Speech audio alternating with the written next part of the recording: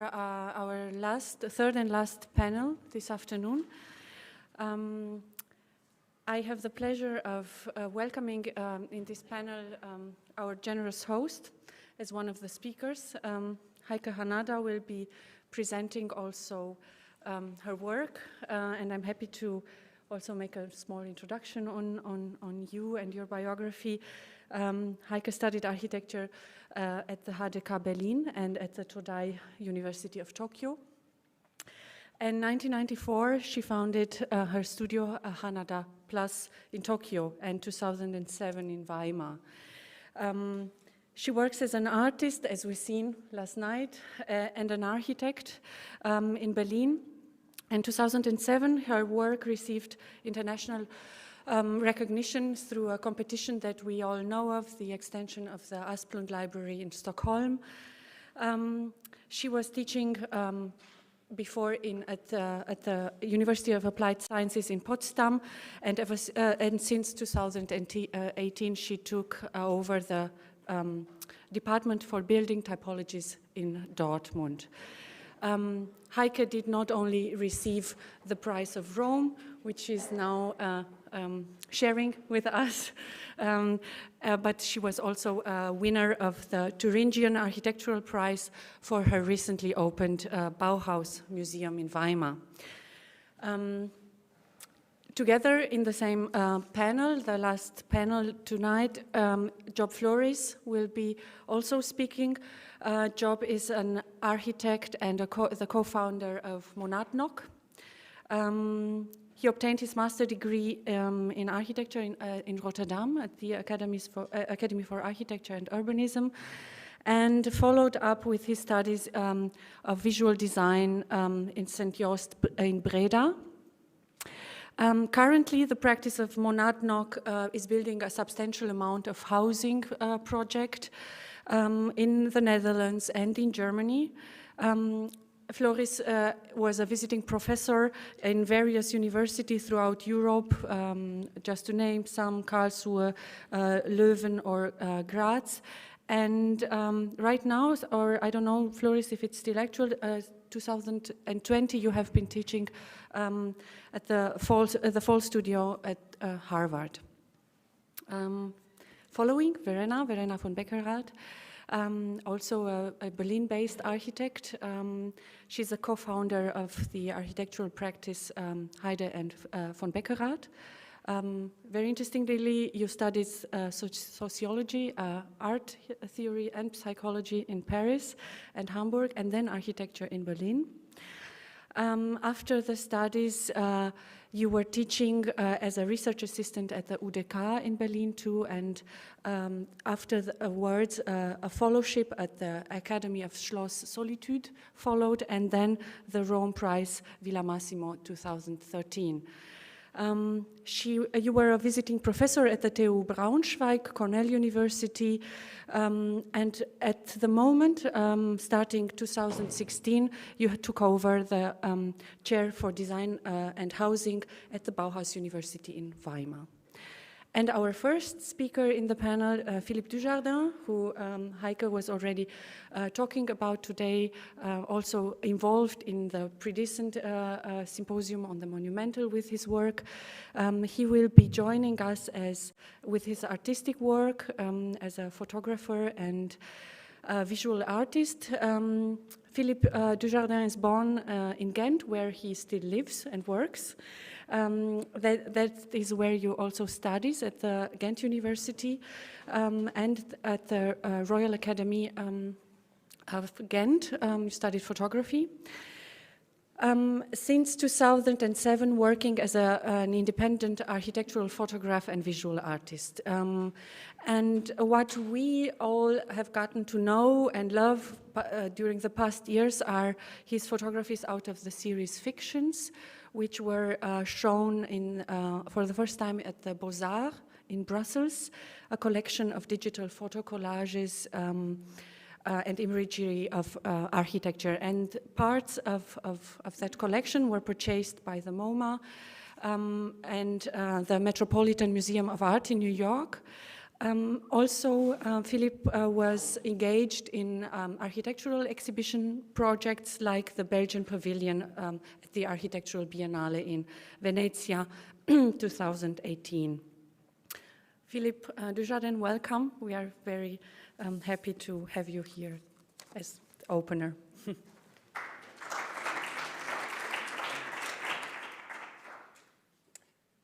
Thank you for this nice introduction, and thank you, Heike, for inviting me in this beautiful setting of the villa.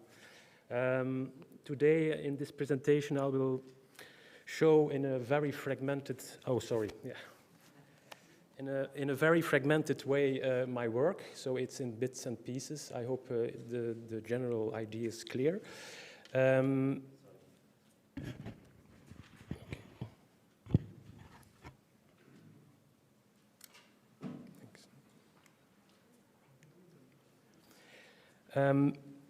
In this presentation, I will make a kind of relation between my photo collages I made throughout the years and the spatial translation I did in the public space or in the semi-public space of an exhibition hall. So all these photo collages are evolved out of my practice as an architectural photographer. So architectural photography is a very specific way of looking at architecture. You look very closely and very focused on architecture. And throughout the years, I discovered what are the parts of architecture and the vocabulary. And amongst them is, of course, the typology. You focus on what are the elements that make a building. Also, I was interested what the social status, the economical status, and even the aesthetical status of a building in society is, and I try to document that through photography. But at a certain point, I felt a kind of frustration that I couldn't intervene more through the classic way of documenting a building through photography.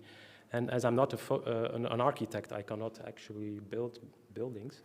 So I had to find a way to make new imagery where I had control over every aspect of an image, at least as the representation of architecture through an image.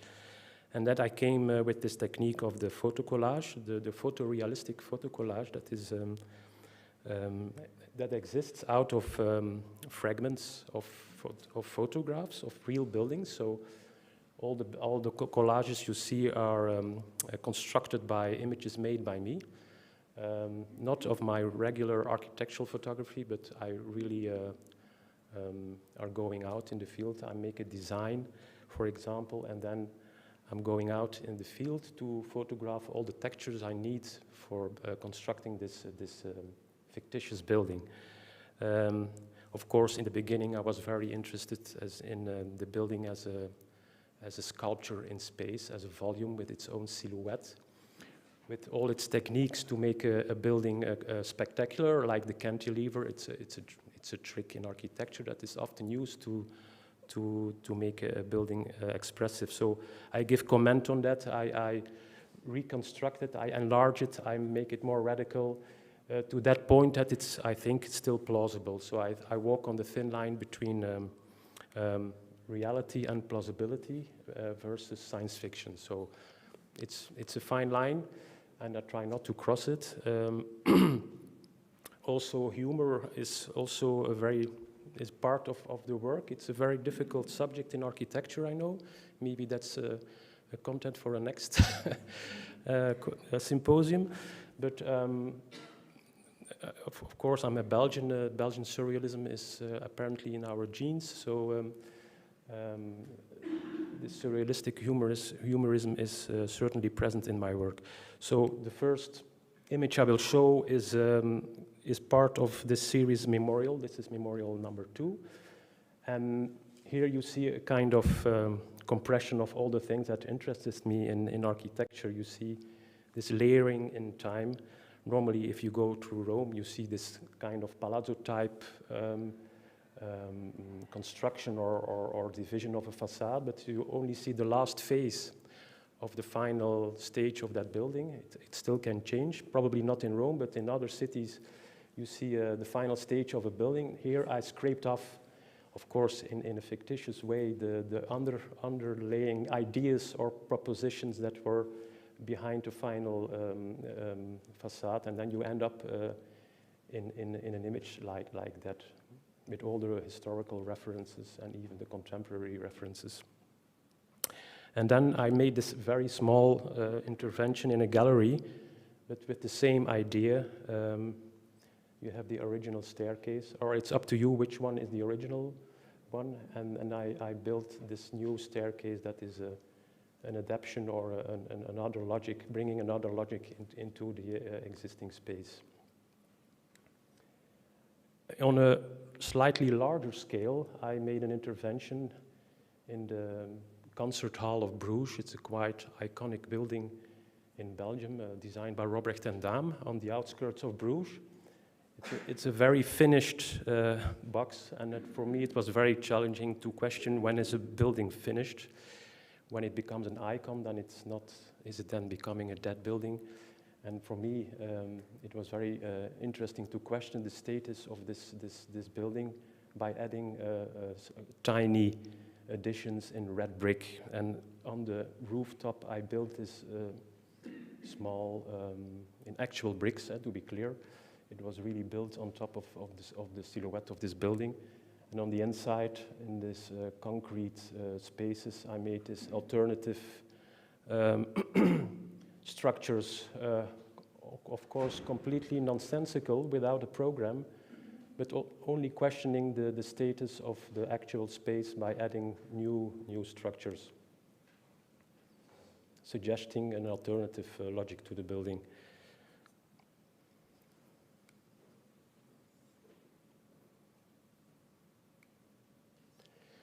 Another collage is a comment on the so-called modernism in architecture, or the modernistic way of stacking uniformal boxes in one building, like this existing apartment building in Ghent. And there I put another logic, an organic logic to the building by adding new volumes in red brick. It's like a parasite attacking an existing building, and in that sense it's a kind of a comment on the rigid way of the modernistic tradition in stacking housing units. And that resulted, or that image was the basis to again build an actual installation in a museum in Hasselt in Z33, where I built this parasite walls inside the white museum spaces, and they give another view on the city, or a slight other view on the city. In the corner I put this strange remnants of a new building or an ancient building, and they adapt themselves to the tiny details of the plinth and the grill. And that resulted in the first memorial, Memorial 1, dealing with typology, of course, the typology of the column. It's so present here, of course. You see them here standing in the garden, just standing on their own. In fact, it's also a celebration of that typology in architecture, just by placing them as such without program, as a kind of folly architecture, just bearing a roof placed on a stage of 2 steps.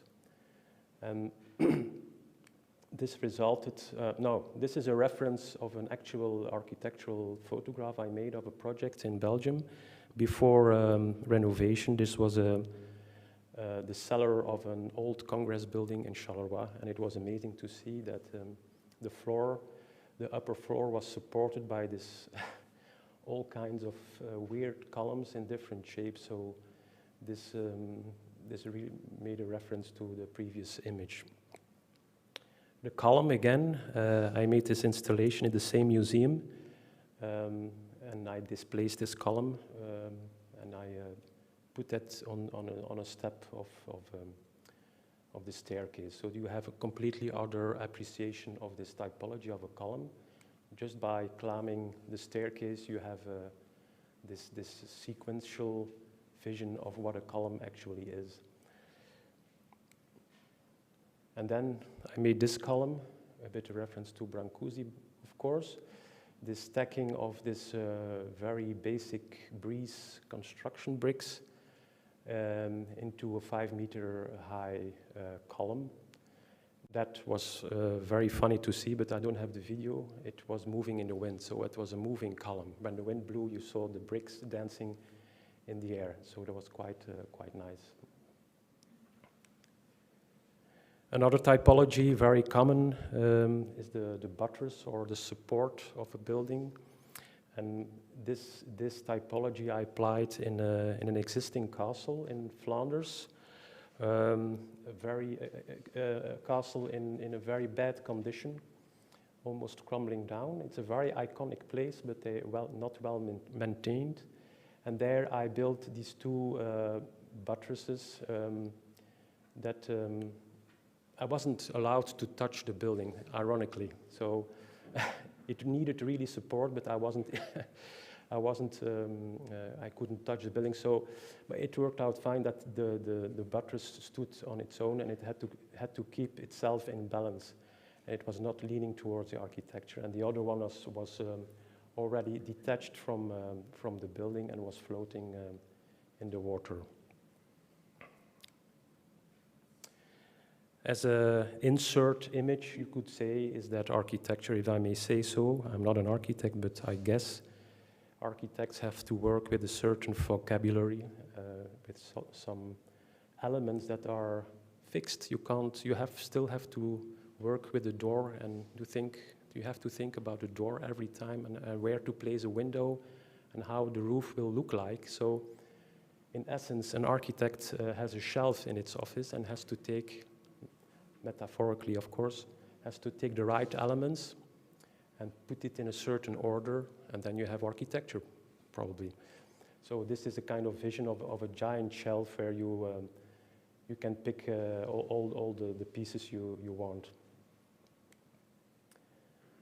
A next image, a collage, I think it speaks for itself. It's a kind of time lapse of different styles of windows compressed into one building,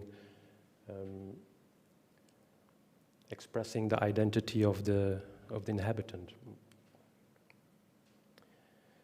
A small installation in a museum in Ghent, where I collect marble plates from tabletops and cupboards in all different styles. So I have a whole collection of them, and I put them against the wall of this very historic building as a metaphor of a collection of different styles and textures and graphics of the marble, and they were placed in a certain composition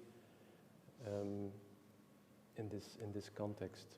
And then in a second phase, I used the same plates to create this curved floor, where you have this collection of all kinds of shapes and with all its historical references, and then you have the space between the plates, the joints that have this very particular graphic.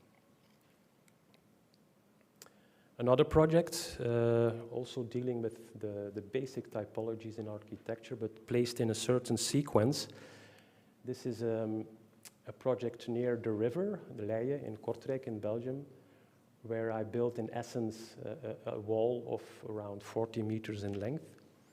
But the wall is kept straight by all the basic typologies in architecture, like the roof and the chimney and the arch and others. And it's a kind of compression of the language architects use in one gesture. You could see it also as a kind of open folded house, or even a reference to the typical Flemish phenomenon of the ribbon housing that you see all the way along the highways. All the villages are connected, so you can't see the landscape anymore. They call it ribbon houses. You see all these houses that connects the villages. I think in Germany and especially in the Netherlands, the villages are more visibly separated. So this is also a little comment on it in a very abstract way. So some images.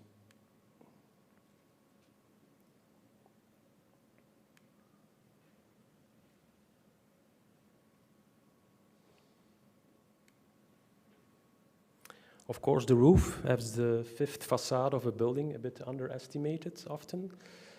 For me, it was interesting to make an image like this, and then that resulted in another images on a bigger scale of a Dutch city, Middelburg, and where I compressed. I made several views of the city and compressed them in one image, so it's not so dense in reality. And then I erased all windows in order to strengthen the focus on the different types of roofs. And here and there I did some little accidents, of course, like here.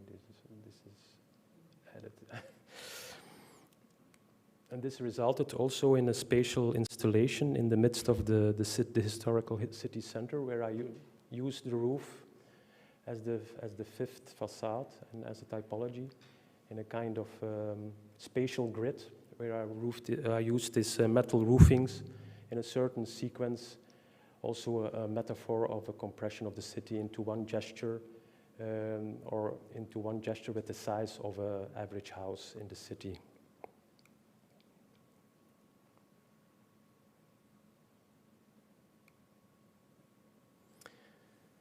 Of course, architecture, as you know, of course, that it's all in proportion and proximity and the silhouette. And for me, it was quite interesting to explore how an ensemble of maybe not so interesting separate parts, but if you put them together in a certain sequence with a certain proportion, it's getting exciting. The same is going on here. It's also exploring tectonics of building. It could be a high-tech building, but it's executed in a very low-tech way. So this contrast between the planned and the improvised is also quite present in my work. Even on a bigger scale, this is an inventory of some Chicago towers, but placed in a different grid, and they form this silhouette of a big house. The same is going on here, this time lapse of 2 or 3 periods in the history of the high rise in Chicago. You see this, maybe you recognize the original shape of the Willis Tower, executed with the previous phase of the first generation skyscrapers. Also, thinking about nature, culture versus culture, or nature versus architecture, and all the zones in between, the transition between the city and the nature, and where it collides. So this is a collage dealing about that. Another collage, you can question which thing was first. Was the rock placed there afterwards, or the other way? That resulted in a project where I used this rock, and I worked on it because the previous rock was really an existing rock in Morocco I photographed, placed on the Belgian coast. This is the same silhouette of the same rock, but I executed it in concrete. So I photographed these fake grottos in concrete. You find them everywhere. This fake rock in concrete, and I put it on the original silhouette of the rock, and then it was printed on a giant scale, on a kind of billboard, and was placed in the midst of the landscape of Bruegel. You were talking about, no, who was talking about Bruegel? Val. Yes, this was for a project for the anniversary of Bruegel, who worked and lived around Brussels in this typical landscape. So he painted that landscape with rocks. So he was a kind of Photoshop artist avant la lettre. So what I did, I used the same technique as Bruegel, and I put a rock in midst of this landscape where it doesn't belong, of course. It's a fremdkörper. And I make it in 2 ways even more artificial. It's in concrete, and it's flat. So this is even an emphasis on the artificiality of the landscape in general, and in specific the Bruegel landscapes.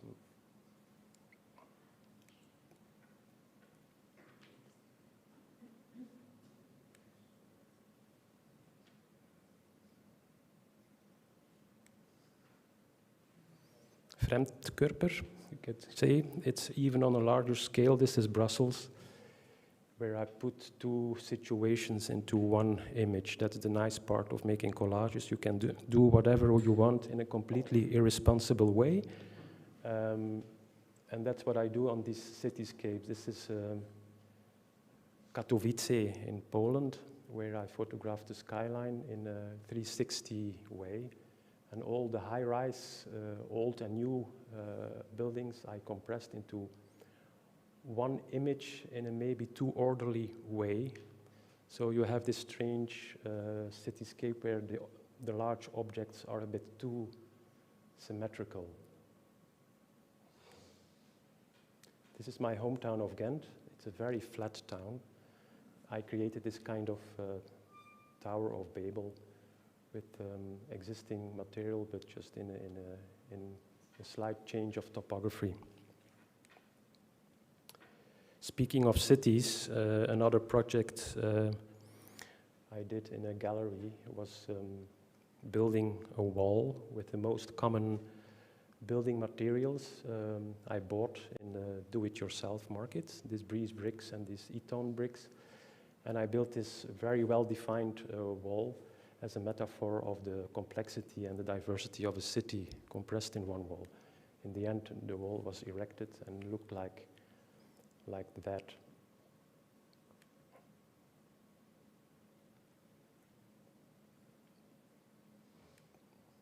It reminded me of the Piccionis architecture on the Philopapos hill and the Acropolis hill in Greece, where the architect used remnants he found on site, old remnants, and he built this beautiful pathways, and he built a new wall around an existing church. And this is a fragment of this this church wall.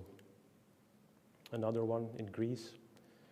This on the island of Paros, I found this incredible building existing out of fragments of ancient Greek buildings, and were later on stacked in a different way in this amazing tower-like building. And in the end, I think a lot of the fate or the destiny of a lot of architecture is to be crumbled again to dust. Not in Rome, but in some other places. I made this virtual pile of building debris where you can see, if you look very closely, all kinds of references of contemporary concrete, but you also see these ancient columns and statues. So this is a kind of compression of the architectural history in a very deconstructed way. This ended up in a new installation. A friend of mine bought this little farmhouse, and before demolition, I had the idea to stack the debris in a certain geometric form. So it's the same building, but in a completely other form. It was really nice to do it. I did it with my own hands. This resulted in a small object I did, amongst others, but that's the only one I showed, this little bowl made of also fragments of building debris.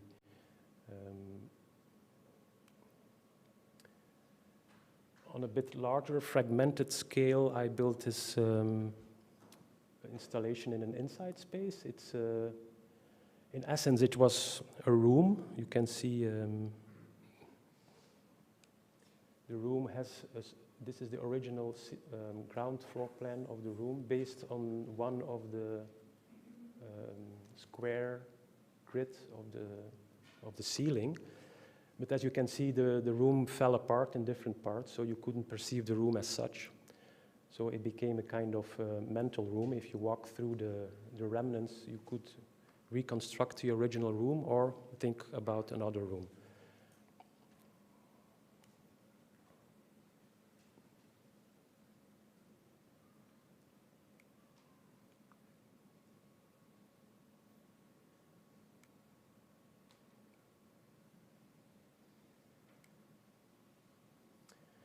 And then out of the rubble, new architecture emerges.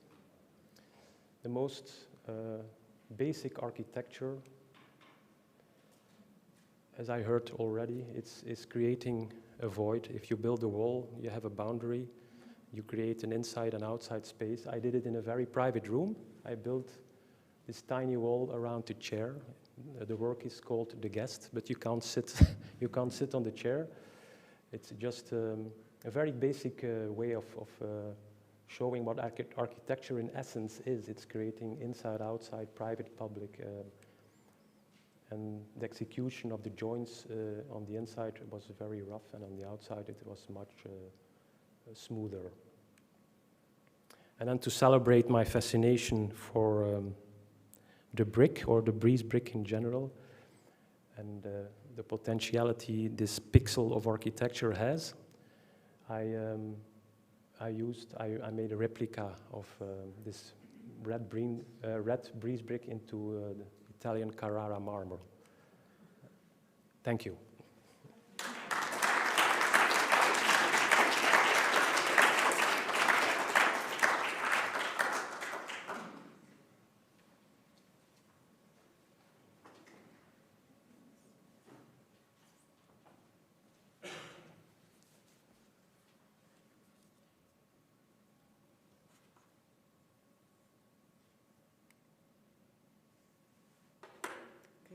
Thank you, Philippe, for this inspiring lecture.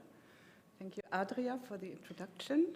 And thank you, Hannah, for the invitation. And thank you, Julia, for the generosity that we can be here. And I'm totally overwhelmed how this place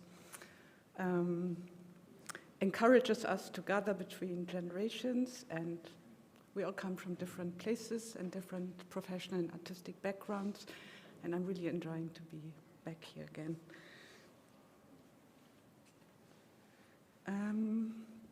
The title of my lecture is Not Quite But Close, and I will unveil later where this comes from and where it refers to.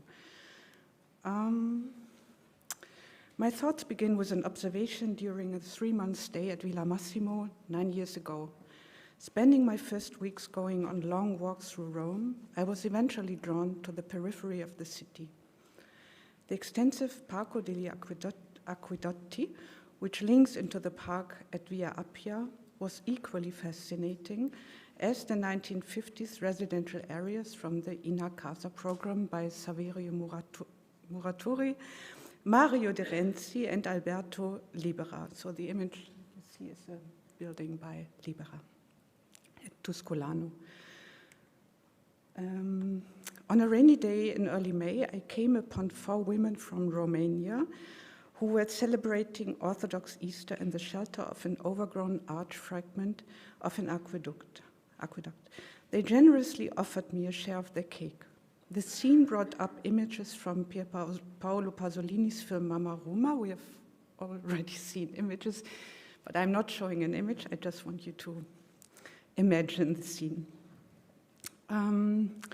Where the then still unkempt landscape with its monumental ruins bordering onto the Quartiere Tuscolano dominates the day-to-day life of Ettore, the protagonist's young son, and absorbs him and his peers in a parallel reality. We've seen Ettore before. The second observation is on the face of it only indirectly my own. It is founded in a piece by the artist Fiona Tan, whose work I saw at the Italian Pavilion of the Architecture Biennale in 2010 in Venice. The film Cloud Island, from where the still comes, from the year 2010, portrays in a few extremely serene takes the life of the people and their spaces on the small Japanese island Inojima in the Seto Inland Sea. The island's industrial past is characterized by a quarry and a copper mine. The only village still inhabited by a few old people is overlain by simple and low-key built interventions that illustrate the process of its social and spatial transformation over a long period of time. When we visited Enojima in September 2017 during an excursion with students from Bauhaus-Universität Weimar, a botanical garden had only recently been completed, with a greenhouse in its center, vacant for a long time, and now rejuvenated. Responsible for these interventions is the Tokyo-based architect Kazuyo Sejima, who had been commissioned by the Benessi Foundation in the context of the Setouchi Triennale and the Enojima Art House project. The botanical garden had been created by her in collaboration with Akarui Heya, including the flower designer Yutaka Kizaki and community garden planner Atsuo Hashizume. Not only is it a particularly beautiful garden, I will show you the garden. Not only is it a particularly beautiful garden, but a productive one that connects the island inhabitants' knowledge about the cultivation and use of native plants with activities for both locals and visitors. On the day of our visit and during an unexpected workshop with a chef who had come from Tokyo, the life garden on Enojima became a collective space. Now there's a quote. "A garden opens up space for making and experiencing. It ritualizes our existence and gives it meaning. Attention and care weave living nature together with our human condition. The garden is a mirror of the maker and the user, in whom it is reflected simultaneously. The garden is a social space for family, friends, and companions, in adversity and, therefore, as an emancipatory and liberating power. As an effective space, the garden transcends its own boundaries. As an experimental space, it represents a place in which the world can be known and understood."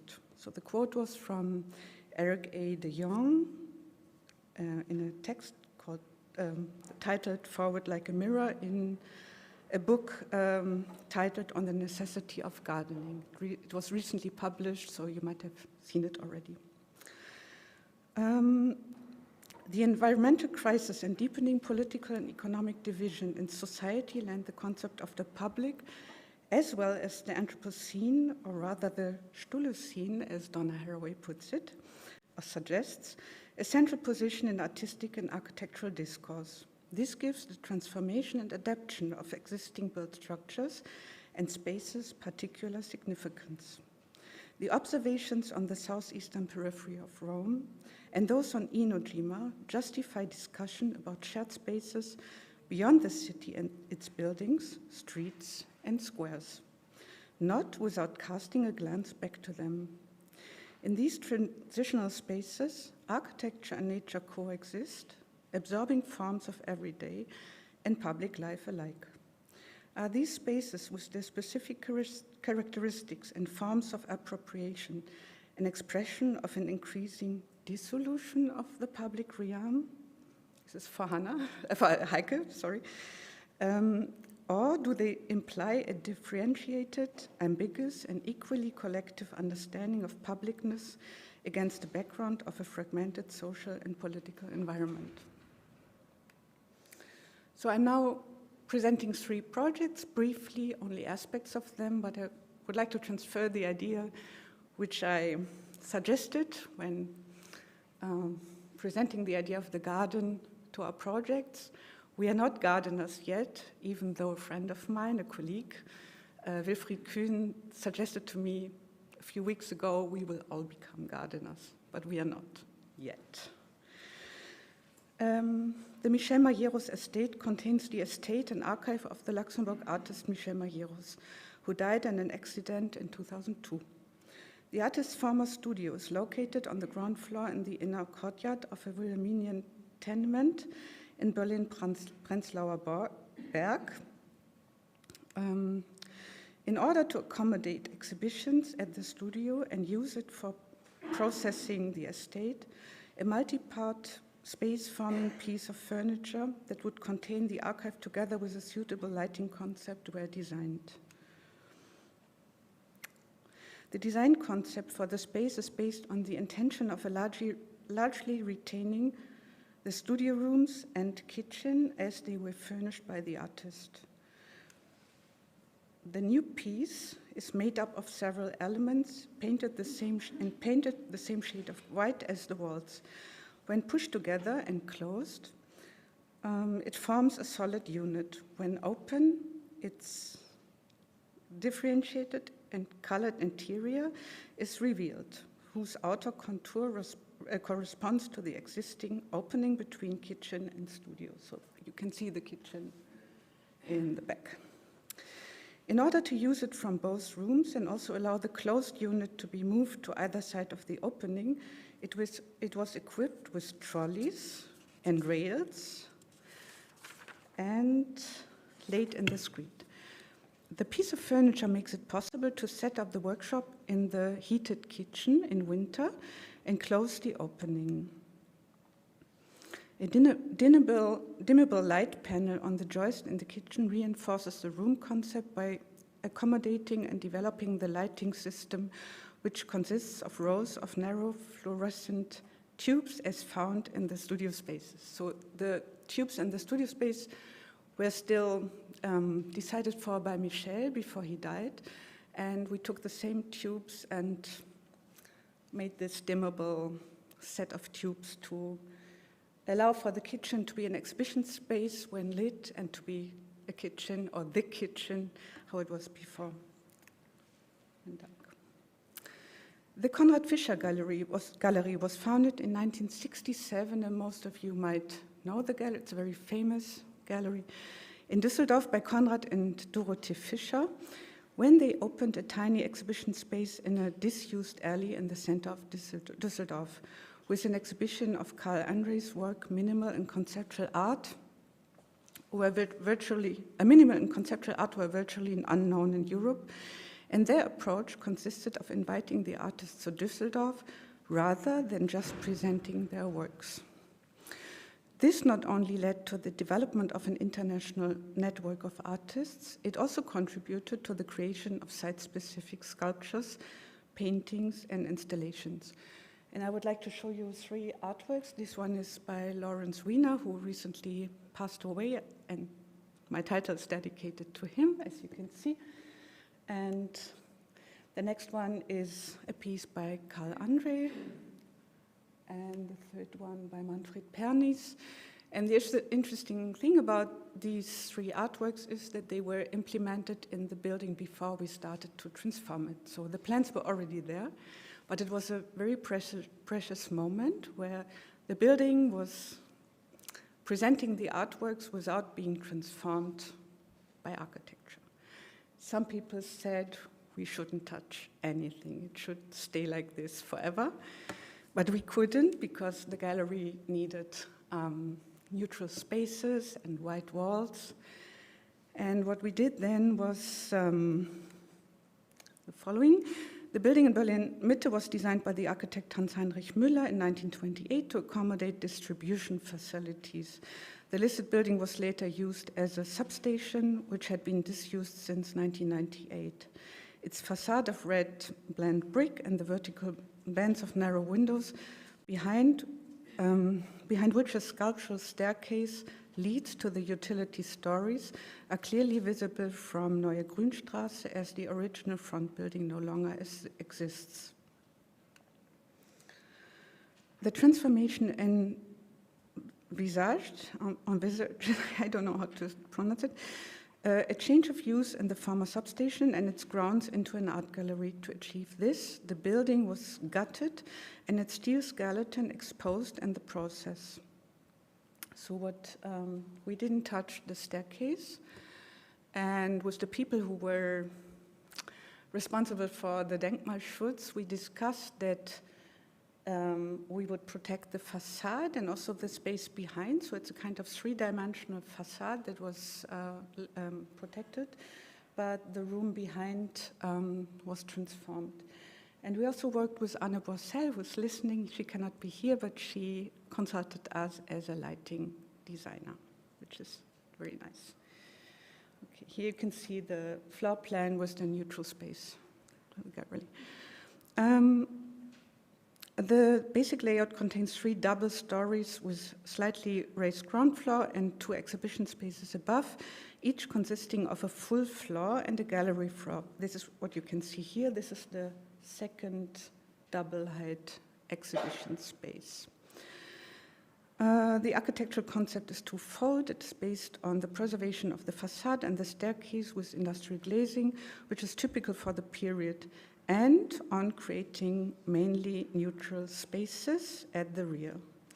Along with the renovations, here you can see an artwork by Karl Andre, which was exhibited in 1967 when the gallery in Düsseldorf was opened. Along with the renovations in line with heritage protection requirements, the necessary structural improvements and the installation of building services, special attention was paid to the gallery spaces, their surfaces, lighting fixtures and fittings, as well as the fenced in-grounds. So there's a garden in front because the building is missing that was there before, and here you can see an artwork by Thomas Schütte. We also met Thomas Schütte before, so it's a kind of rotation, I have the feeling. And the garden we made, the fenced garden we made, and also the view on the public space of the street with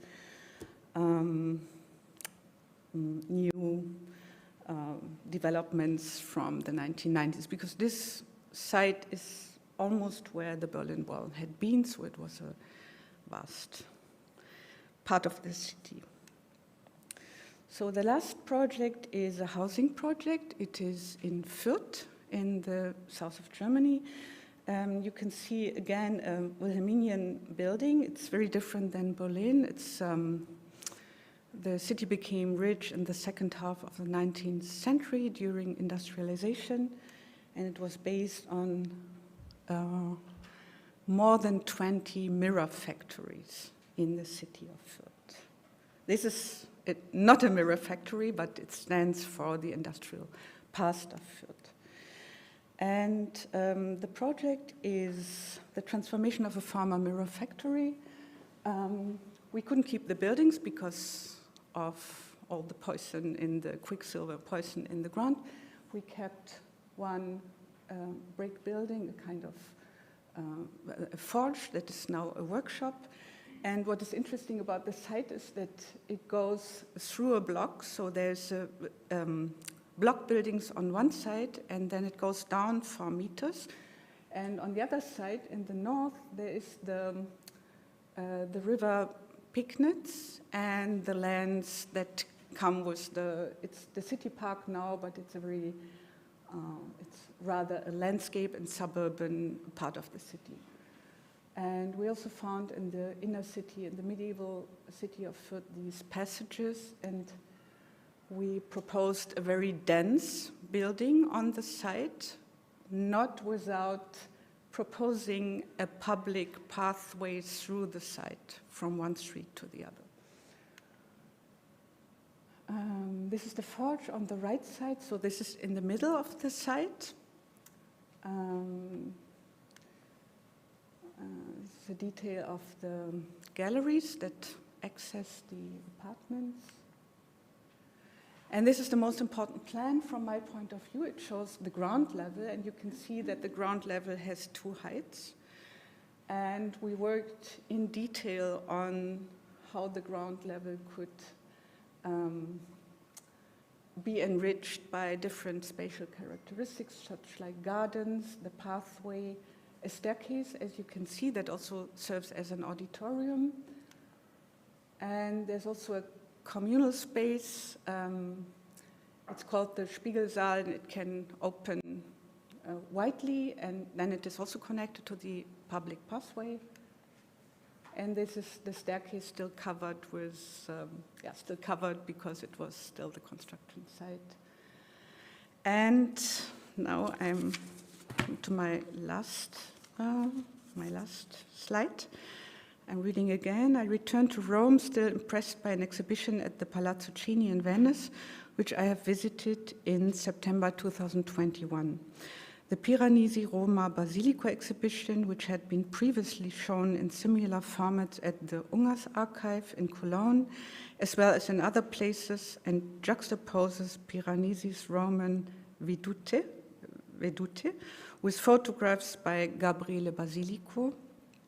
In between these two images, the space is lying that I'm trying to unfold. Thank you.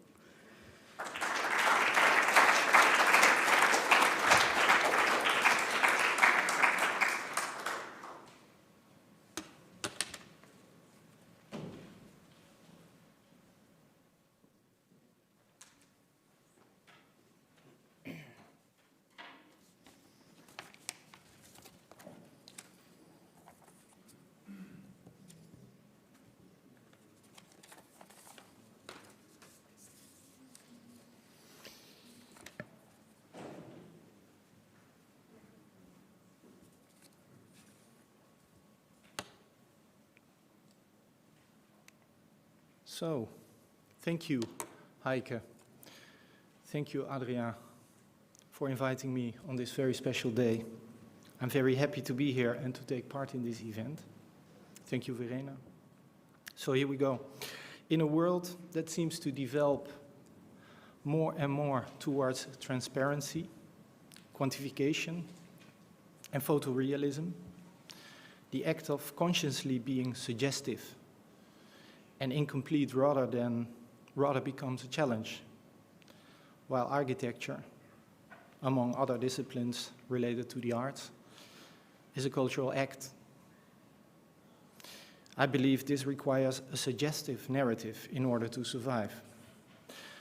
And a fragment, by definition, incorporates a suggestion of a bigger whole and should appeal to a certain level of imagination from the observer. We wouldn't like to end up explaining what tongue-in-cheek exactly means, do we? So I will share some considerations on the fragmental and the suggestive. For this, I will use two of our projects for visual pleasure and for charging my arguments. For today, I would like to distinguish two types of fragments. The first one are the particles, or small singular objects connecting to a broader whole. There's a small building we realized a couple of years ago. Its name is The Landmark, and for this occasion I will explain it as a folly, as its main function is to be there as a beacon, as a gesture, or as a symbol. Because the landmark has brought structure to the rather undefined fabric of this small new town called New Bergen, and brought the sorely missed character to this place, aiming for a quality that Aldo Rossi managed to achieve in several of his projects, to enhance a sense of place by just one singular building, to change the reading of a place by a singular building. And of course, this particular building was for some way too artificial. For others, it was way too nostalgic. And for others, it was too complex to comprehend.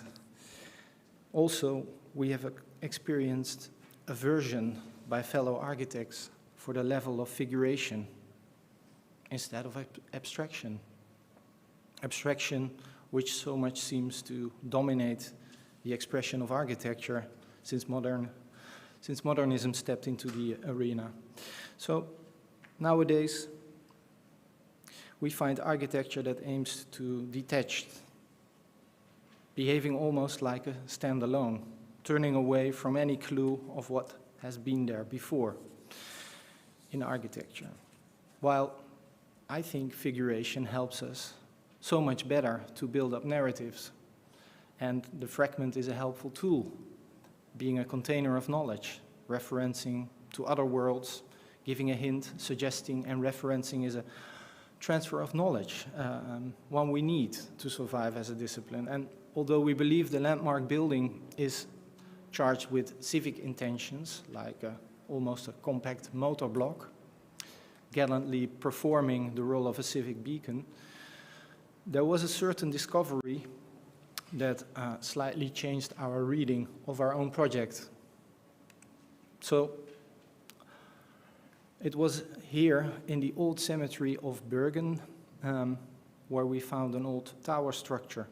To explain a bit or elaborate a bit, Bergen forms the authentic town on the other side of the provincial road, and that was there first, and later in the 60s, on the other side of the provincial road, the town of New Bergen was realized, and that's where the landmark is situated.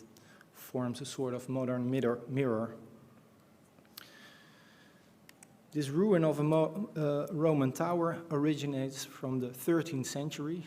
It used to be a complete church, which was destroyed and rebuilt several times throughout history. Now only the tower remained, not only offering a beautiful irregular silhouette, but also has a rich bouquet of various stones and bricks and pieces of mineral, compiled throughout time and locally crafted, revealing a type of growth over time like the annual rings of a tree. This, of course, offers a welcome moment of reflection. For us, it was a missed opportunity to make a relation with this building because we did not know that this building existed. Because it also addressed the eternal, you could say. One type of beauty is involving the suggestive by means of decay. Ever since meeting this opposite pole, we wish for our tower building to also become a beautiful ruin. The second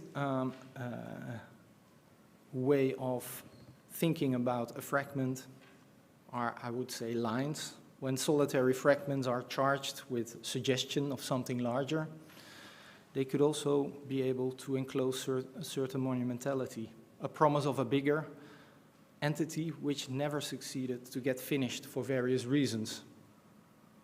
When this promise turns out to be strong enough, it's able to resonate and inspire for a long time. This brings in mind a specific work of Palladio, when Palladio was commissioned to design and build the Palazzo Porto Breganze in 1571 in the city of Vicenza. He must have been ambitious in the making of a large building with a public character. Fortunately, he did not succeed in this specific case and left us with the beauty of a suggestion. It's a beautiful example of the power of the unfinished and the suggestive. As the result was completely not intended as such, it raises the question whether architects are even able to fully embrace this idea of implementing a suggestion by means of incompleteness. The size of the fragment could indeed suggest this as a conventional house, yet the facade is charged with the ambition to communicate with the public. The colossal order amplifies the importance of the building and uses the strategy of overscaling, providing for a remarkable character. And I think it was shown already by somebody else yesterday. In many occasions, I have expressed my love for a particular building of Borromini. Being in Rome today, we can't leave it out, of course, and the Baroque church of San Carlo alla Quattro Fontane seems adequate to explain the idea of joining several fragments into a new delicate balance.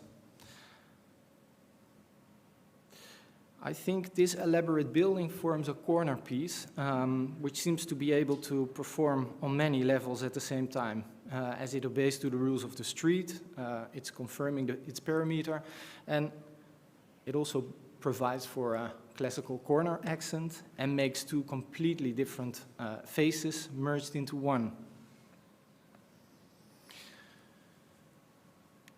This is a building that we are currently working on.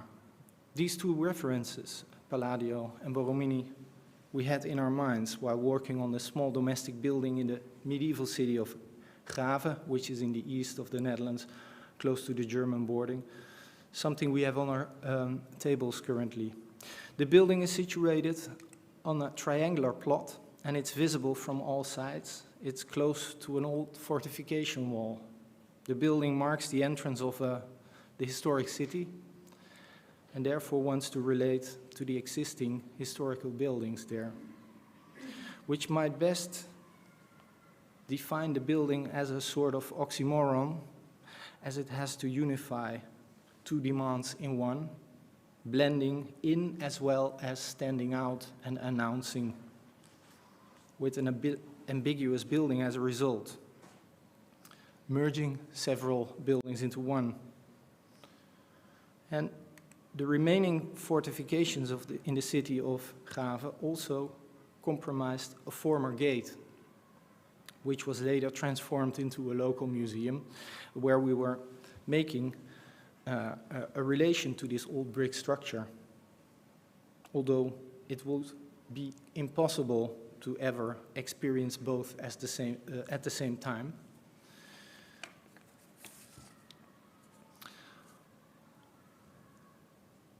And among several questions for us, the most prominent was how to act in public, although initially fit for a domestic function. Simultaneously, the aim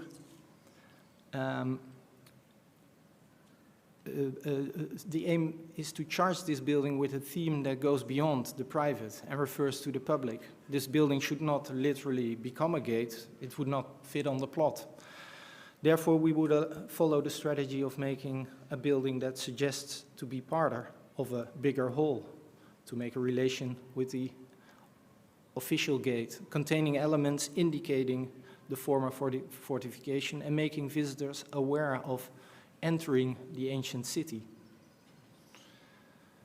In this specific situation, a balancing act between being figurative and being abstract was required for building up a narrative without using all the possible vocabulary, how to suggest being a fragment of a larger whole.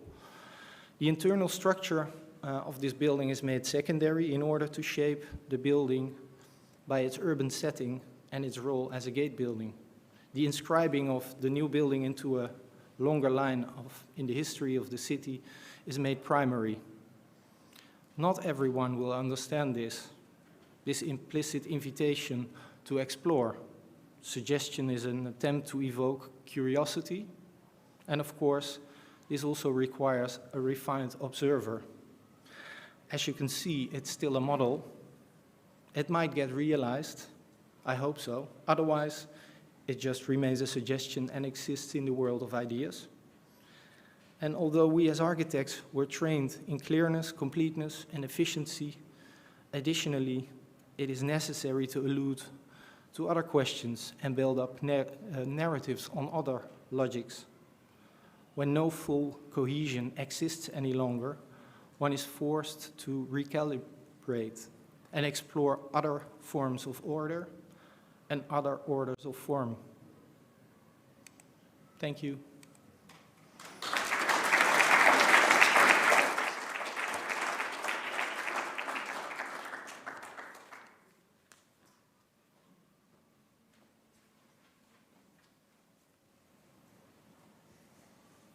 Thank you very much, Job, and all the others. And thank you, audience, for the patience. So I will try to be as short as possible. I have to say, when I prepared the small presentation, I decided to divide it in 3 parts. And it was too long, so then I cut off the first part, and I show you of the first part only one image. The division is called, the first part is about islands, the second one about the wall, and the third part is about fragments. So the left part of the islands is just this image of this video I showed just now at the exhibition. Because I think it's for me a strong desire to reflect our relationship to nature, and this invasion of starlings, which is coming back every year in autumn to Rome, and it seems to grow from year to year, made me think of how we can find a different way how to let nature how to let nature be part of our daily life. And as you can see here, the starlings are, this is a still from this video, and I made this video here in the Villa Massimo one evening when they just came back from being outside during the daytime. They are in the surrounding areas of Rome, and at night they come back to settle down and to find a place to sleep. And their movement, and this maybe you can see in the video, is rather like they are escaping from tree to tree because they are not yet sure where they could find a place to rest. And this is kind of forming to me like an island, so they look for something where they find a place. So the second part I want to start with now is about walls.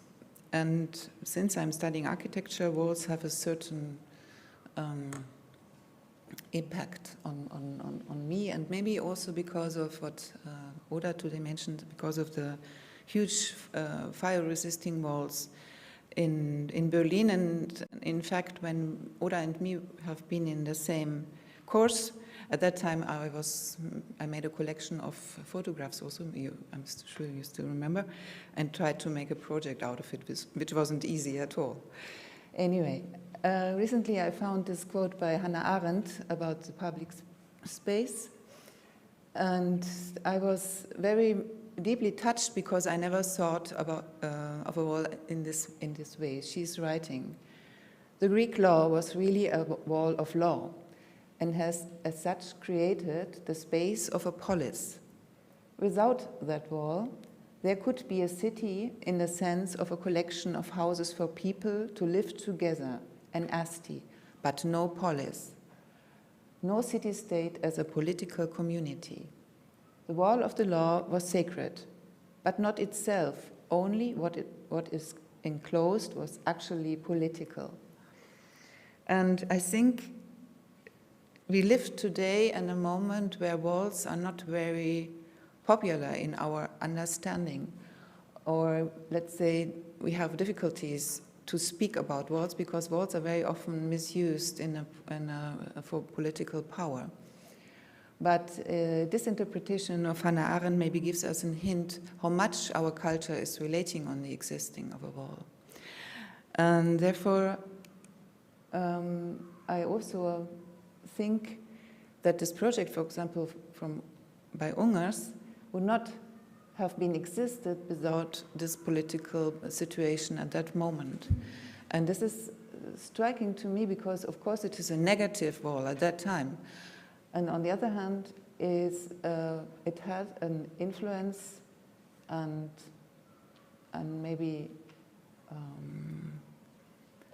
artistic reflection on the thinking of a city of the years after the World War II, to build up this idea of a green archipelago within the wall of Berlin. On the other hand, when you are in Rome and you see all these fragments of the wall, of the walls of the aqueducts and the wall of the Aurelian wall or the other city walls, they still exist. I think this fragmentation of the wall gives us a hint how much the wall as a fragment will influence our perception of space. And as I think this is maybe the point where I would think that I could start with, that my perception is shifting when I have a fragmented wall in front of me. And as you can see here, the Villa Borghese, actually built outside of the Aurelian wall, also still enclosed each little garden park with a fence or with a wall, which I recently found this etching, and I was very impressed how defined each little quarter of this garden must have been, and of course you can still find it today.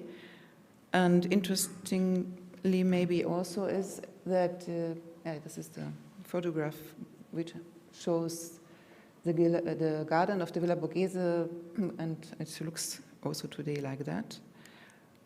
But Schinkel also kind of surrounded in his sketch for the Tiergarten, he also started to surround each part of this forest-like garden or park with a as a border or boundary, built boundary.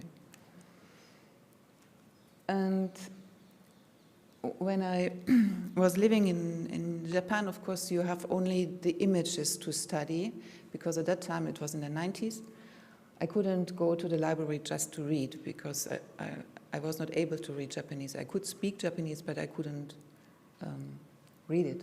So I had more or less only the paintings and the observations in the city and the temples, and etc. And I ordered a lot of books from Germany to have something to deal with. And by the time I discovered certain relationships between images, which had basically nothing to do with each other, but still they show me this very similar intention of how to interpret space. And this is, for example, one of these pairs I found. So on the left-hand side, you see Caspar David Friedrich, the Gartenterrasse, painted 1811. And on the other side, you see the temple in Tsuji in Kyoto. And in each picture, you see that the wall, the garden wall, is separating the garden, the private part, from another part of nature, an idealized nature, in the far distance. And on the other hand, the foreground is settled in a way, in an arrangement, a defined arrangement, which is trying to deal with the scenery behind in a dialogue. So in Japanese, this is called shake, the broad landscape. And this kind of dialogue you can only, I think, develop when you perceive something in a fragmented way. That's what I believe. Otherwise, it would be just enclosed. But by this lowering down this, for example, in the case of Tsuji, this hedge, so that you have actually this middle ground supported by the trees, and then the view through these tree stems towards the distance. I think then you start to change your perception. And a similar image I found recently in a museum here in the park of Villa Borghese. And this painting by Giacomo Balla maybe also shows us this kind of distant view, or the distance makes us perceive the space in a very abstract and modern way, as it already does with the painting of Caspar David Friedrich. And if you then compare it with the collage of Mies van der Rohe for the sunken garden of the National Gallery in Berlin, also you feel that there is this relationship between the interior and these layers of space he always used to define the space, and the space behind this actually now higher garden wall to really enclose this inner space of the sunken garden. And I was also very impressed how dense he imagined the space beyond this garden wall would be, because it's suddenly a jungle. It is a Tiergarten, maybe, just overrolling the place, and you can see it in his site plan from the time 1963, that he was actually thinking to just surround the National Gallery by a kind of forest, which is an interpretation of mine, but I would say it is clearly drawn. And then I very often went with my students, when I was still teaching at the Fachhochschule in Potsdam, to the National Gallery to make them, to start to photograph. At that time I was a teacher for Gestaltung, so it was one of the exercises we did together. And this is a photograph of my students. And it was in an autumn where this garden was so beautiful. And it was just the year before the National Gallery has had to close because of renovation and reconstruction. And to my sad experience, this whole garden disappeared because of several reasons. But what I think about what happened here in the sunken garden is something what really misintended. Let's say that the position of these bushes and the position of the sockel or for the sculptures melted together into one landscape. And I think it is something very, very beautiful what happened here, because the hedges and things were cut in a way that it became a one topography itself. And I wonder how it will develop in the future, because this all had to disappear, mainly because the stepping stones were not safe enough anymore for, I guess, for the insurance companies, for the people, because they wanted to make the space accessible again, and then therefore they had to take it off. That's so far as I know. But however, when I come back to my exhibition here in Rome, I started with this idea, because I thought maybe we need some spaces in the city which are not untouchable for human.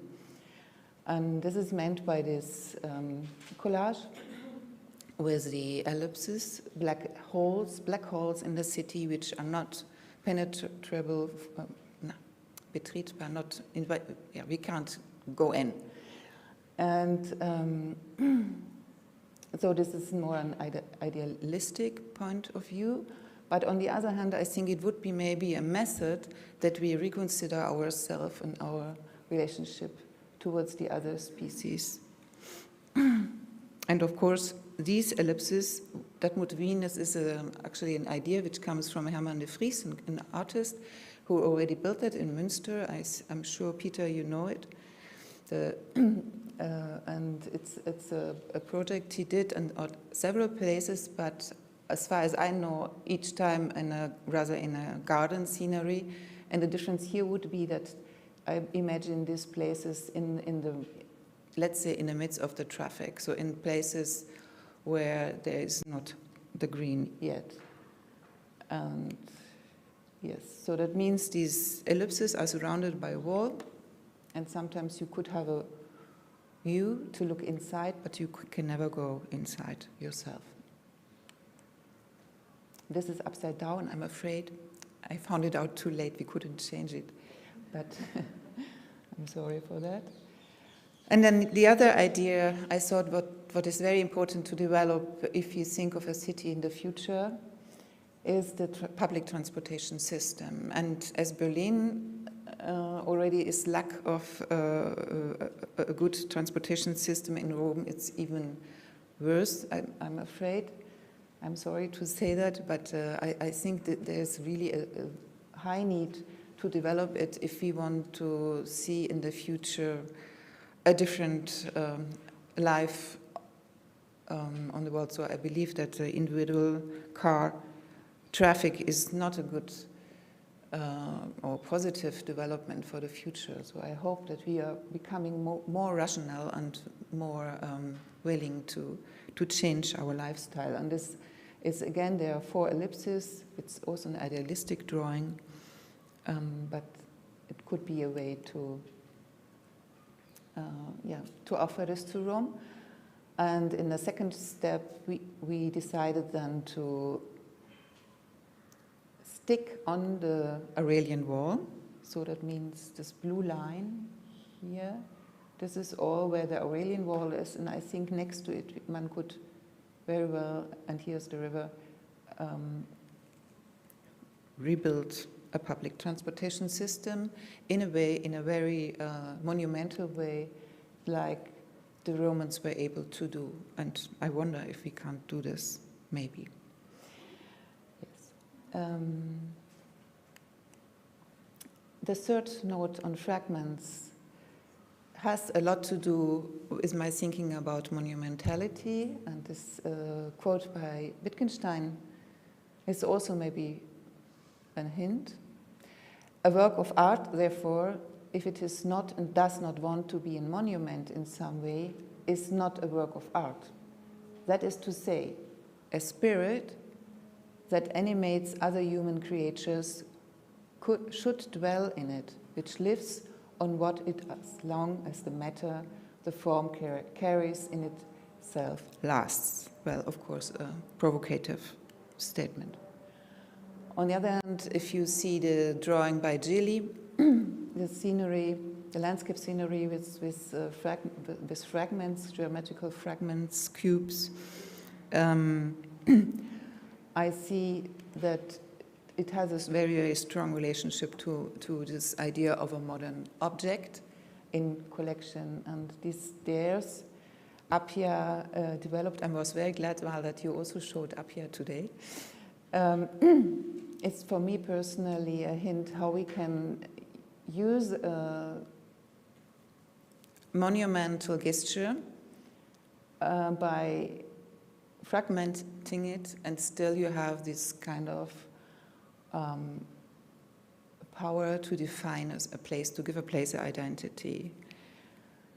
And on the other hand, when you have the photographs of Le Corbusier, he seems to have the similar interest in this movement of the ruins of the ground, and where the stepping stones are still left, but becoming a landscape in itself. So in a very archaic sense, I believe that this monumentality could help us to bring forward our definition of space in the future. And yeah, this image I love also very much by Mies van der Rohe, just sitting in Epidaurus at the end of his life, thinking whatever he thinks, but when you see his stairs for the terrace, for the Farnsworth house, it seems also this is a fragmented classical movement of stairs.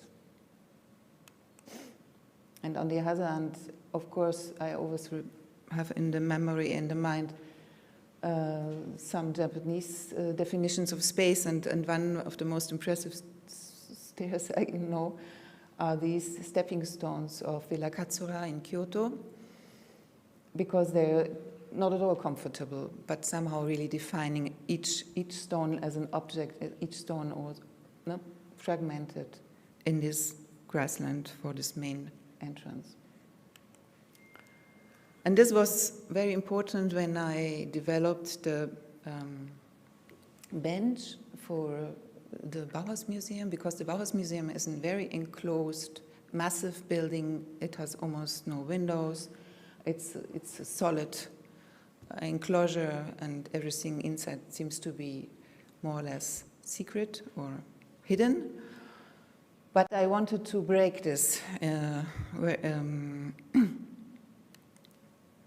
movement of the facade, and therefore I decided for the long passage in front of the facade to have these benches. And as I forgot to say before, I think the question of a stair and a bench is also coming together at a certain point. This is maybe starting with Appia's image before. So here you can see it also at the entrance in detail. And of course it has something to do with the, for me, extremely important work of Rachel Whiteread.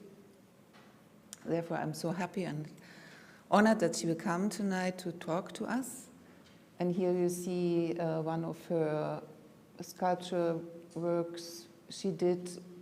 She showed that in Berlin at the Guggenheim Museum some years ago, and I think by turning it down and this play between positive and negative space, gives us another sensibility and another vision of what an element can be, an architectonic element.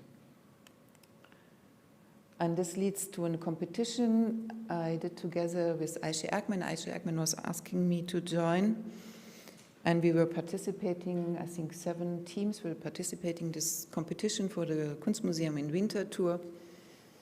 We were asked to redefine the entrance, basically the entrance hall, but we decided to start already in the outside and to create a new staircase, and not only on this side, but also on the park side. as you can see here, and we wanted to have a kind of a topographical landscape, so the stairs and steps would be both stepping stones and seats at the same time, to break, in a way, the monumentality of the building, but on the other hand also to shift it to another usage for the people of the town. And here you can see the black part is the building, and on the south you have the side of the city, and on the back side, north, the side of the park. And of course we had also to deal with the problem of a ramp, but I think it worked quite well now how to combine it.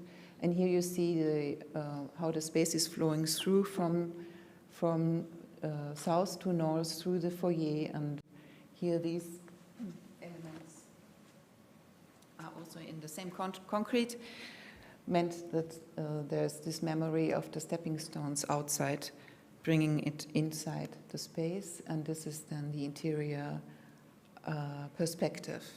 So we are hoping to realize this project in 2024, I think. We have to wait because there is a big Caspar David Friedrich exhibition in between, so we are now finished the design phase, and now we have a stop, and then we will continue again. And as a last project, it's a competition I never won, but somehow I thought it's rounding up the lecture.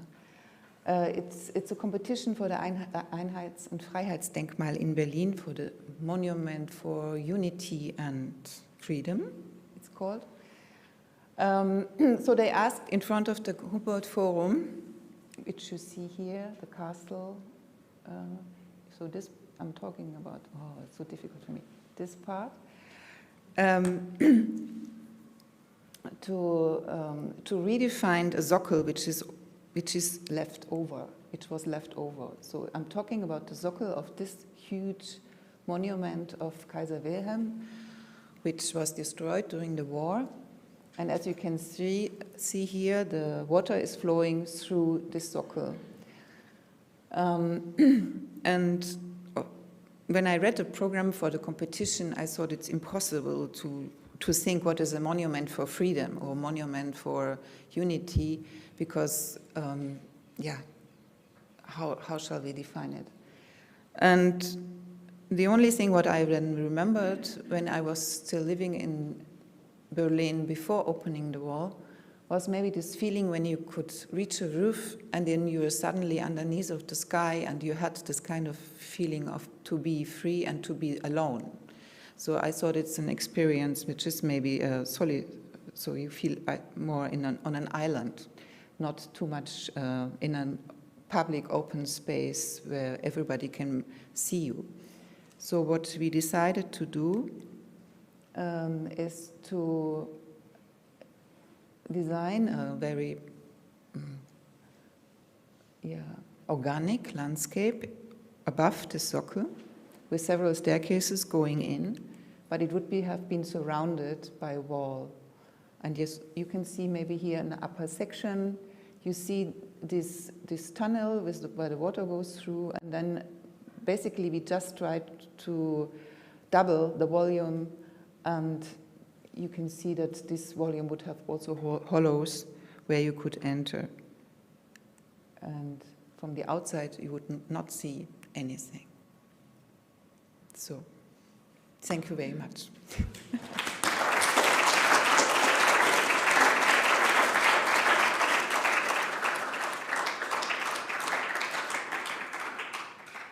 So, we can make a break, I guess. Break? No? Yeah. Can we? Or do we don't have time? No? Oh, okay. So we have to continue with the discussion again. Okay. Sorry, I was too long also. Yeah, then we continue.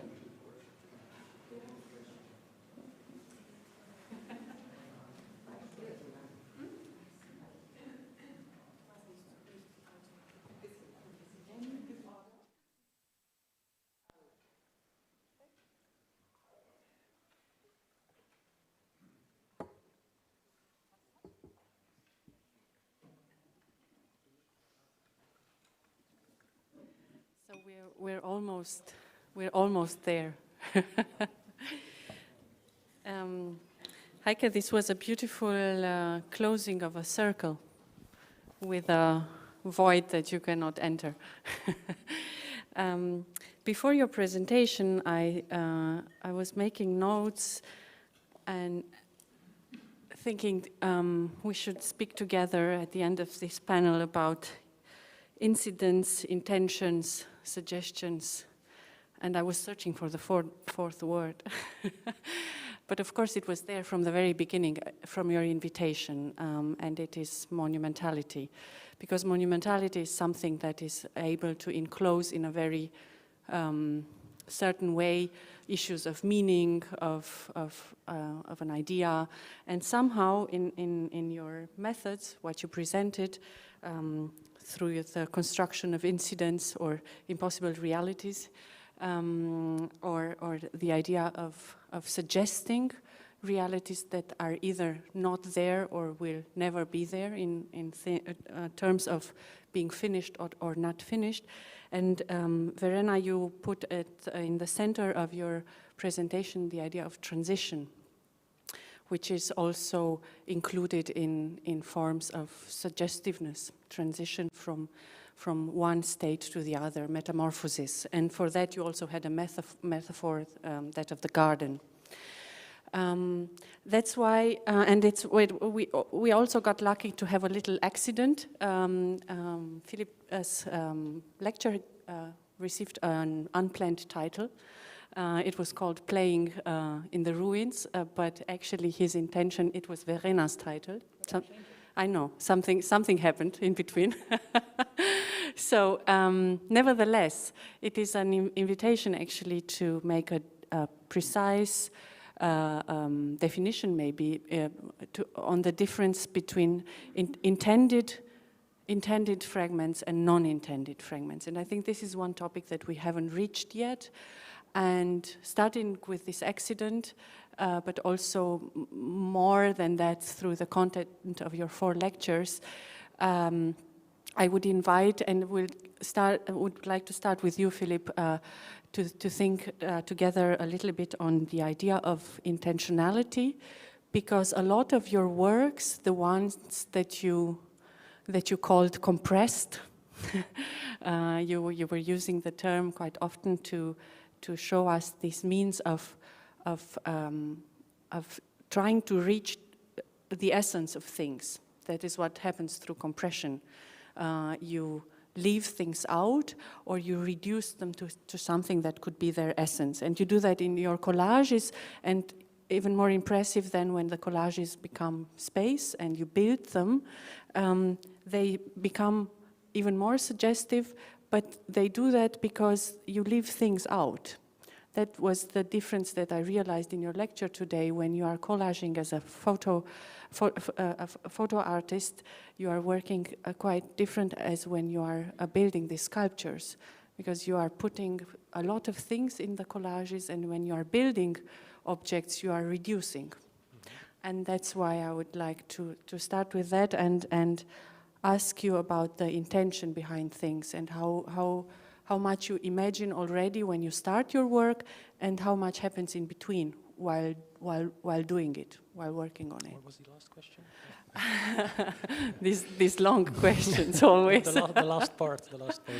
It was about your intention. How clear is the image of what you are realizing when you start, and how much happens incidentally in between when you start a collage and. Well, in general, I want to have a clear view on things. Yeah. Yeah, as an architectural photographer in the first place, I want to analyze a building through the frame of a camera.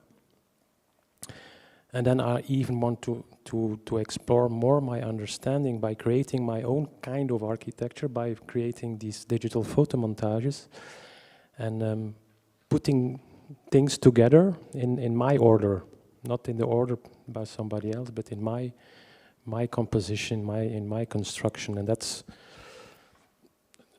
I'm not an architect. Maybe I'm a failed architect. I didn't study architecture. Maybe I should. Or no, I didn't. No, I envy I think it's a very hard job. It's in some cases I'm very happy I'm not an architect, and sometimes the architects envy me for that I have this freedom to create whatever I want without constraints and so on. So no, it's a longing to build in some way, to understand architecture, and in the end I had also the longing to construct in real space, and that's the process. You could say that in the first place I document reality, and then it becomes fiction by creating these montages, and then it becomes reality again by building real structures in public spaces. And maybe a fourth phase is that I photograph these again, and it becomes a fiction, in a sense, a fiction again, like the picture of the column on the staircase. I show it as an autonomous artistic work. So this wave of reality becoming fiction, it becomes reality again, and then becomes fiction again. So this is what's driving me a little bit. Yes, I switch from one to the other. You switch between idea and gestalt, or body of things. Execution. I want to see it, because my montages are reflecting my longing to see such structures in real life. They do exist in parts, of course, and they inspire me to make these montages, but as such I don't see them. And they are still plausible. They could be there, but they are not there. They are not science fiction. You can see, of course, if you go to Russia, or you see some glimpses of this really communistic, weird buildings, but yeah, the way I make them, I would love to see them in real. Of course, I cannot translate them in the real, so I have to be more abstract. That's why I built these little walls. But in essence, it's the same idea, that I want to translate the things that are going on in a much smaller scale, of course, but that's, yeah. I don't know if you agree, after seeing so much Piranesi in the last 2 days, but some of your works have something very strongly Piranesian. A lot of your the works with the collages on the roofs of, was it Ghent? No, it was Middelburg. It was a Dutch town, yes. Because it could be Ghent. It could be Ghent. It could be everywhere. It could be, yeah. Everywhere. Just as Piranesi's carceri could have been everywhere, because they were nowhere. They didn't exist as such. And it was actually, your method is not only compressing things. I thought it was like imagining you at an equalizer of reality and driving reality higher and lower in the direction of fiction or not. And that is a way of creating narration or narratives upon things. And one problem that one has with theory always is that it is invisible. It's an invisible discipline. But looking at your works, which you were talking about the repertoire of the architect by building your shelf, and it was illustrating theory. It was beautiful to realize that theory doesn't have to stay invisible. Yeah. And if we go further on this idea of intention, and that's why I was very happy about the way you closed, Heike. I think monuments have something very decisive in the way they work with intentions and the way they communicate things. And we have been talking a lot about the openness and ambiguity of fragments, but monuments monumental charged objects, which is something different from monuments, they have something very decisive and precise in the way they communicate meaning. And somehow you managed in your works, the one you showed at the end, to combine these two attributes, ambiguity on the one hand in the sense of openness, and on the other hand this preciseness of the monumental. And I thought it is because you were working with systems of monumental objects, not with monumental objects themselves, systems of voids and the relation between them and the way this relation stays dynamic.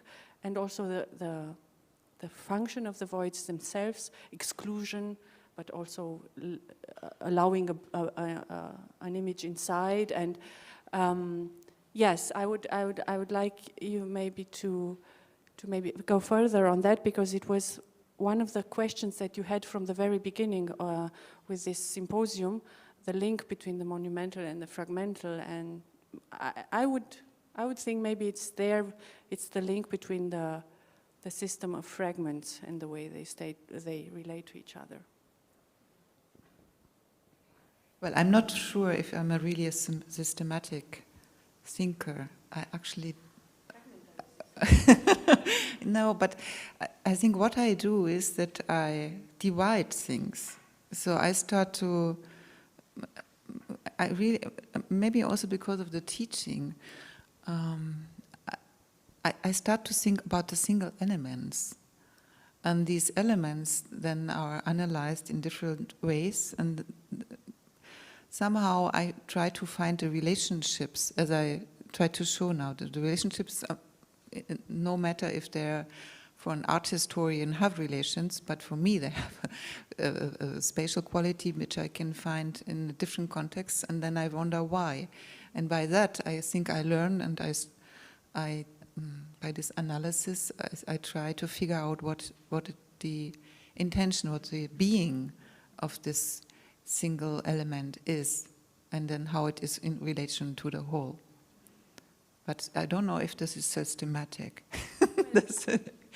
It is in this offer that has been done by fragmentary systems, because we tend to think they are incoherent or in their dynamics open. But they are. I think the fragmentary system is characterized mainly by the fact that it's not. It is contingent.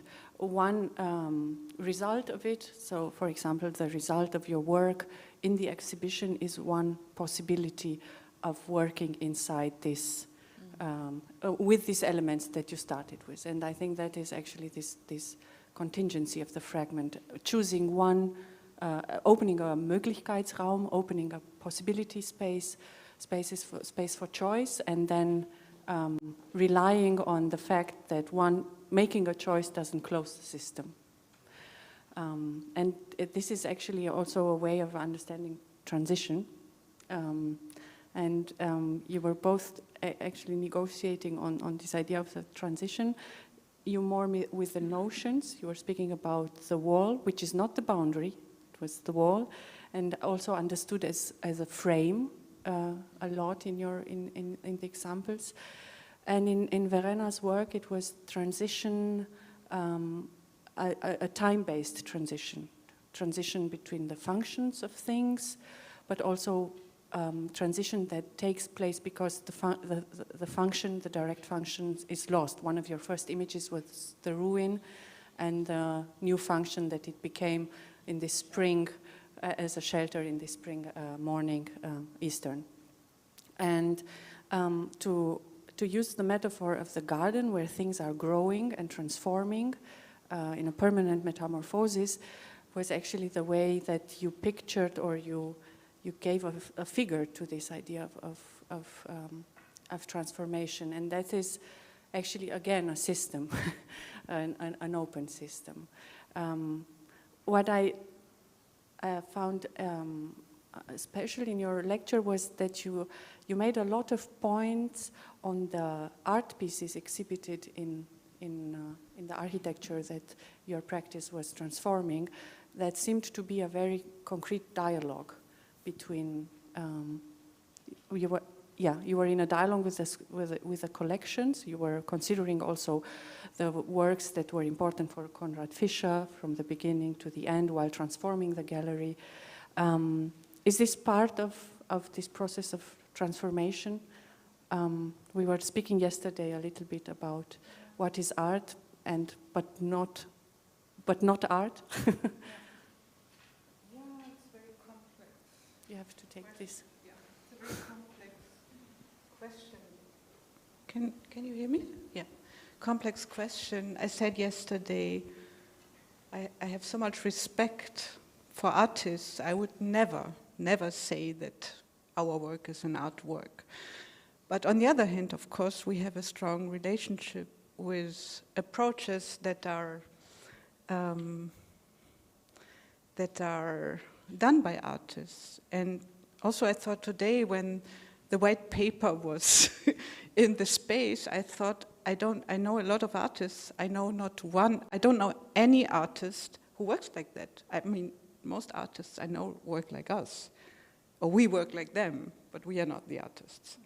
So most artists I know, contemporary artists, work with space, work with context. They do artworks that relate to the spaces where they are exhibited. And the idea that the artist is someone who, just one day something comes out of the artist and the white paper is filled, I think it's not the contemporary way to look at art and also how we perceive art. So that's, I think, interesting that maybe our approach to architecture has something to do with the approach of contemporary artists, but it's very different to work as an architect and being commissioned in most cases, or being an artist based on your own. So that's, I think there's a difference that can never be, So this was the first part of the answer. The second, you were mentioning transition. I'm looking at transition. It's not that I've always been thinking this way, but I can see that commissions or architectural works that deal with commissions, with a transition is lying ahead of us. So I'm now looking at the transitions that we have already made and how we have been made them, why they were coming to us. And I have been choosing a very small one and a very personal one because I knew Michel Mailleros quite well, so I was involved in the decision for the studio, and that's why I was asked after his death to be involved again in the transition of the studio into an estate, which was a very sensitive and very sensitive moment and also work. And the second one, of course, is interesting because of the way Konrad Fischer and Dorothee Fischer worked with the artists from the beginning. That's why I said most of you might know the story of the gallery. It's a very important gallery and very important also for contemporary artists because the site-specific installations that have been done in this really, really small passage where the gallery was founded. It was not a space, it was an alley. Was very interesting, and we have been working now with the daughter, Bertha Fischer, who's also a friend, so it's also a quite personal relationship that led to this project. But we had worked with Vattenfall because we have done a substation, a contemporary substation. So this is why we were linked to Vattenfall, who then offered this for the gallery. Yeah, we were asking them because we knew that they had several buildings that were empty and not used and so on. Yeah, and the artists, I don't know, when I thought about this lecture, I thought that, and also after our talk, I thought that this moment in April 2018 during the gallery weekend when these three artworks were installed and the Lawrence Wiener work is still there, we were a little bit afraid that we were asked, or the gallery would be asked to take it away, but it's still there, even though the facade is listed, which is interesting. So it's preserved, but the artwork is now there, and I think nobody will take it off again. Yeah, and the two others were exhibits that have been taken away, but now there are, of course, exhibitions. So we were not involved in choosing the artworks. It's not my work that I show, it's my observation. Yeah. And I think the whole lecture was done in a way that I wanted to reflect my own observations, partly related to my work, partly related to something else. I think it's quite productive to think about actually the difference between art and architecture in the way it's communicating meaning. And Job made us an offer with the notion of suggestion. And because when you think it's maybe dangerous to leave architecture, get too close to art, it's understandable because the two disciplines communicate differently. Walter Benjamin was using the notion of aleatory. I think he was saying architecture is the object of aleatory perception. Architektur ist Objekt beiläufige Betrachtung. So it happens while passing by, but art we are looking at intentionally and communicating directly. And suggesting something is in between. It's suggesting an idea, but it's not putting it up front, and it is communicating it in a way which stays open, leaves room for the beholder to interpret it in a way or another. And actually the second notion that you used is also one that is based on suggestion, the notion of the figure. Because the figure is something placed between idea and Gestalt. If you have, Erich Auerbach was writing a lot on this notion of the figure, and he was comparing it on the one hand with a rhetorical figure, which is an ornament of the language on the one hand, but is telling something else than the words themselves. And also with phenomenons out of the art history, like the figura serpentinata, which is the description of a sculpture which has a undulating geometry, and this undulation states something else than the bodies in the sculpture. Now to come back to the figure. You started with the particles and the lines, and they stood for the suggestion to something that is not there, a bigger context, and the lines were the suggestion to something that will never be there. So the not yet and the never to realize. Then this is a topos also of the fragmentary, the unfinished and the ruined, something that was there and it's not there anymore, and something that is planned but not finished. And on the other hand, your objects were, of course, in themselves quite finished, so that the suggestion is not running over the skin of the architecture, but over the way it's being done. I don't know how to make it to a question. I was waiting for the question. Yeah. Don't wait anymore. That's a beautiful summary.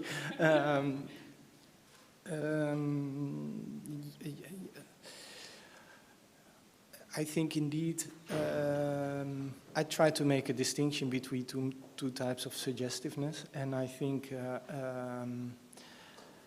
the first one is the particles are more based on the object that want to inscribe themselves into by referencing into a convention or a tradition or and I think character is an important element in that, or figure was the word you used. And I think this starts to emerge during the process of the development of the design, where we first start with thinking about what kind of character should be in this place. And that is something that starts to build up a narrative then. That's the only thing we work on actually. Well, that was easy in this case because there was no program, so we could actually do almost whatever we wanted. The only requirement was that it should be high. And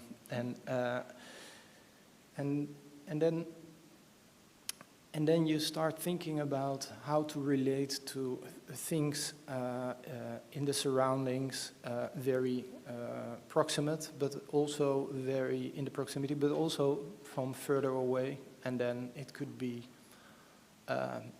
as abstract as a European building tradition, for example, or the way we order our market squares, or things that are part of our collective memory, but also very pragmatic, the usage of materials and patterns of materials that are local. And with this we build up a character, actually.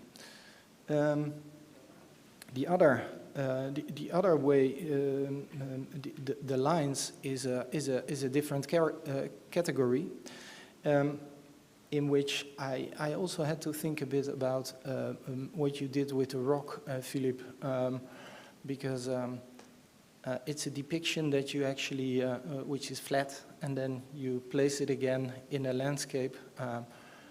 This play between flatness and depth is beautiful, I think, and intriguing. Because in this unfinished project that I showed, we also actually use a graphical way of making a relation to something that is actually not there, and also not literally was there, where there's also a joy in the play for a depiction versus depth and space. And then trying to make a relation with other parts in the city. This was a further elaboration on your reading of what I told you. Yeah. It's fair enough. It wasn't a question, so. Heike, I think maybe we can transfer our panel talk into the wrap-up that we are also planning for closing the thoughts on the three panels. And I would start that with a question in your direction, because we now concluded with this panel that was, in my opinion, very charged atmospherically in the works that have been shown. In different ways, different methods. On the one hand, in this impossibility of the reality that Philippe had shown us, the very subtle gestures of transformation and transition with Verena, and these figurative narratives with Job, and then the monumental, going inside and creating another kind of atmosphere. And that is something that is definitely maybe been with us through all the three panels, and very strongly represented also in the exhibition last night, which is also working a lot with the atmosphere, starting from the way you curated it, with the film on the floor that we all avoided to step on. And yes, I would formulate it in a question as such as how much monumentality do we allow for the fragment after reflecting now for 2 days on that?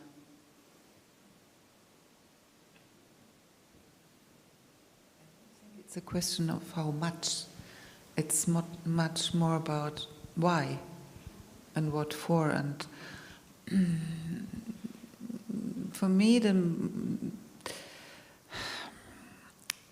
a stone can be monumental, or a scenery can be monumental. And it is not, I think it has not only something to do with architecture.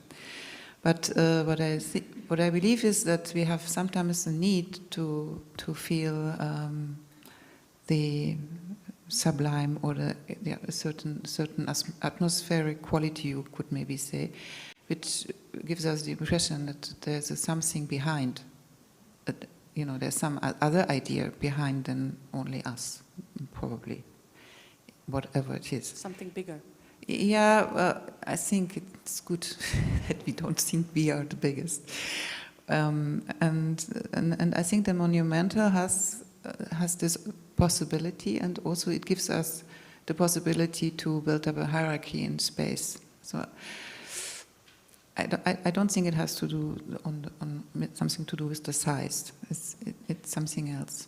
I don't think either. I think monumental has something to do with communicating meaning and with absence, because monuments or monumental charged objects communicate meanings that are for situations or rememberings that are not happening anymore. Some things that are not there are being communicated through the monumental, and it is the same suggestiveness that fragments also have. They communicate something about a context that has been lost or is not reached yet, and they do that through their openness. And if we were to rethink the three panels, and maybe it's also an invitation for everybody in the public and the lecturers from yesterday and today in the morning to participate with last thoughts on our discussion.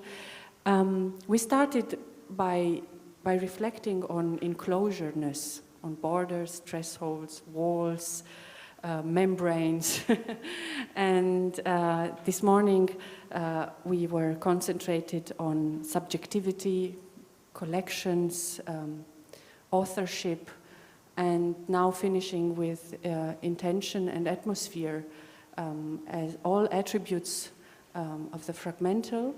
And in a way we are also working fragmentary, because we are defining categories, like reflecting on this notion without, of course, being able to give a closed definition of that.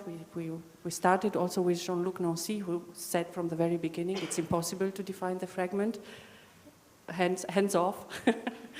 But still, we gathered a lot of attributes and qualities of the fragmental, and we just named a few, the quality of enclosureness, but also openness, authorship, multi-authorship, multi-layering, stratification, figuration, and now the grotesque, very important, the grotesque. Well, yes, did we forget something? Are there aspects that maybe in this wrap-up would be important to reflect upon still?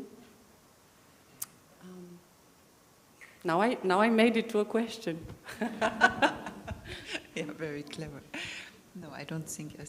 I hope we remember everything. It was very complex, I think, and I enjoyed it very much. And as Verena said already, and this is maybe from my point of view the final comment for this event, that the intention, I'm questioning myself sometimes why I do this, because it is really a lot of preparation and takes a lot of energy.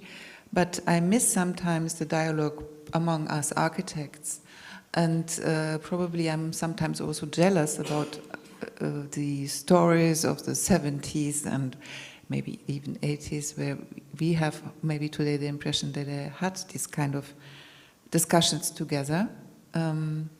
So this is a try to bring architects together for a certain event, to define a theme, but more important than that, I think, is that maybe each of us can find relations to the work of the others and to learn by that. So this is, I think, for myself, what I hope, what could happen. Yeah. And it is a very reliable method that you chose to use filters, the filters of these notions, monumental, fragmental, the natural will follow, in order to reflect on built work or on artistic work. It is, of course, the way we navigate intellectually through our work with the help of these notions. They work like transportation, like vehicles, like boats. Yes.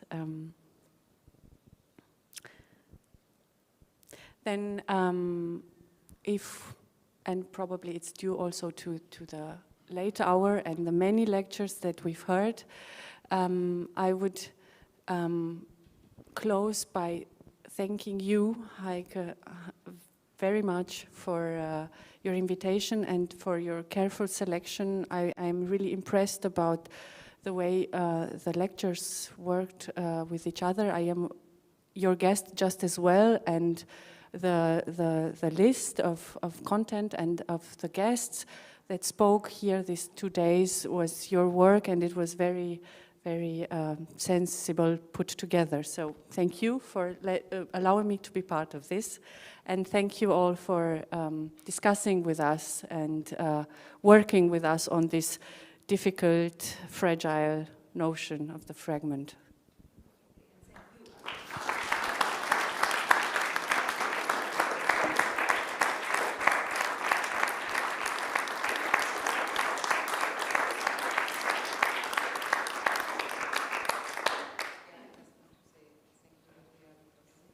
It would have not been possible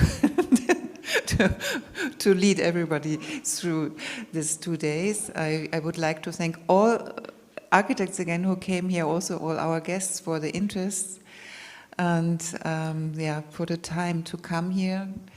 I want to thank again the Villa Massimo and all other supporters of this project. Thanks so much.